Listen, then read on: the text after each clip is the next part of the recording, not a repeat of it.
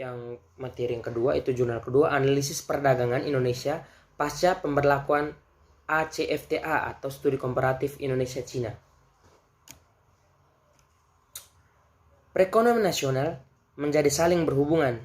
Hubungan ini sering disebut dengan istilah globalisasi, yaitu pergerakan ke suatu perekonomian yang lebih global.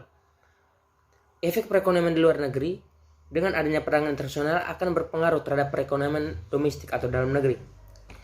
Di setiap negara-negara dunia, pertumbuhan ekonomi senantiasa dijadikan sebagai fokus dari setiap pembahasan, karena pertumbuhan ekonomi selalu menjadi faktor yang paling penting dalam keberhasilan suatu negara.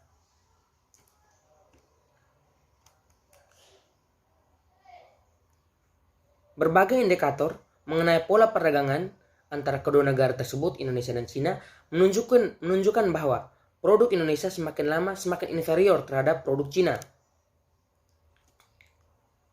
Kemungkinan bahwa pemberlakuan perekonomian antara Indonesia dan Cina ini akan mendorong semakin tingginya tingkat penetrasi produk Cina ke pasar Indonesia yang amat sangat tinggi nantinya. Masalahnya, berbagai studi menunjukkan bahwa beberapa elemen membentuk daya saing sebagai tingkat efisiensi produktivitas dan lingkungan bisnis di Cina relatif lebih baik dibandingkan dengan di Indonesia. Dengan diberlakukannya perjanjian AFCFTA ini, menurut Aryo akan menghasilkan kesempatan dan ancaman bagi industri Indonesia. Kesempatan bagi industri di Indonesia yang memiliki comparative advantage terhadap Cina, dan begitu juga sebaliknya. Namun, ancaman tersebut nyata terjadi dari sektor manufaktur, karena dilihat dari tabel perdagangan antara Indonesia dengan Cina, komoditas SITC itu 3:5, yang mengatakan itu defisit bagi Indonesia. Hal ini dapat mengakibatkan terancamnya sektor manufaktur Indonesia yang selama ini menjadi andalan penyerap tenaga kerja akibat diberlakukannya ACFTA.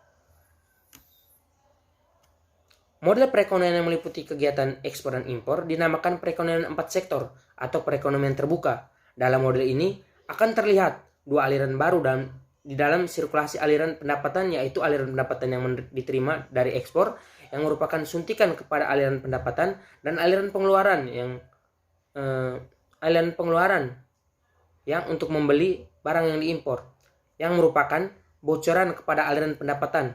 Kedua aliran ini akan mempengaruhi keseimbangan perekonomian negara.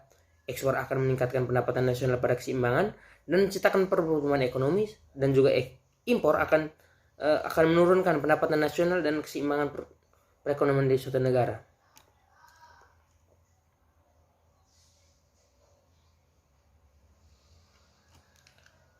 Dari berikut hasil analisis tersebut, dengan kondisi ekspor yang dipengaruhi oleh kondisi global, adanya goncangan luar negeri dapat berakibat pada menurunnya permintaan barang-barang ekspor domestik sehingga produksi menurun.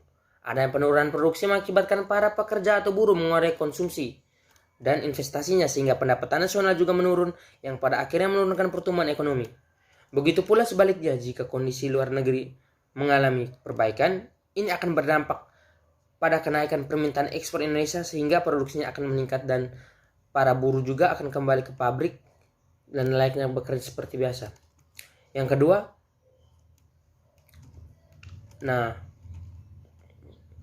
ada beberapa pertimbangan yang membuat produk-produk Cina mampu bersaing di pasar global.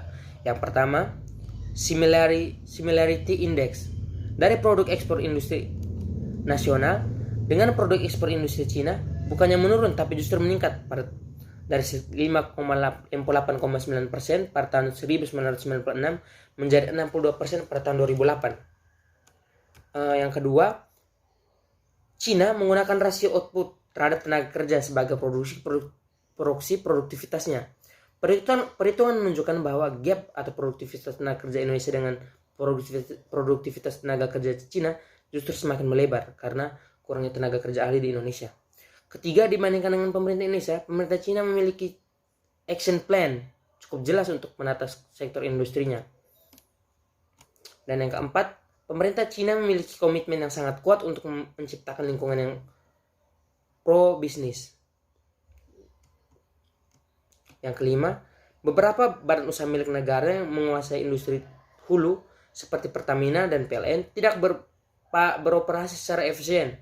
Yang keenam, otoritas moneter Cina mampu mendorong perbankan bekerja secara efisien dan lebih keras sehingga mampu menyediakan kredit rumah. Dari pembahasan-pembahasan di atas dapat kita ketahui upaya yang kita harus dilakukan pemerintah untuk melakukan meningkatkan pertumbuhan ekonominya, yaitu tanpa adanya upaya yang serius untuk menata ulang industri nasional, maka dikhawatirkan bahwa industri nasional akan semakin terdegradasi dan menurun sehingga Indonesia akan menjadi negara yang berkembang dan tidak akan menjadi negara maju. Sekian.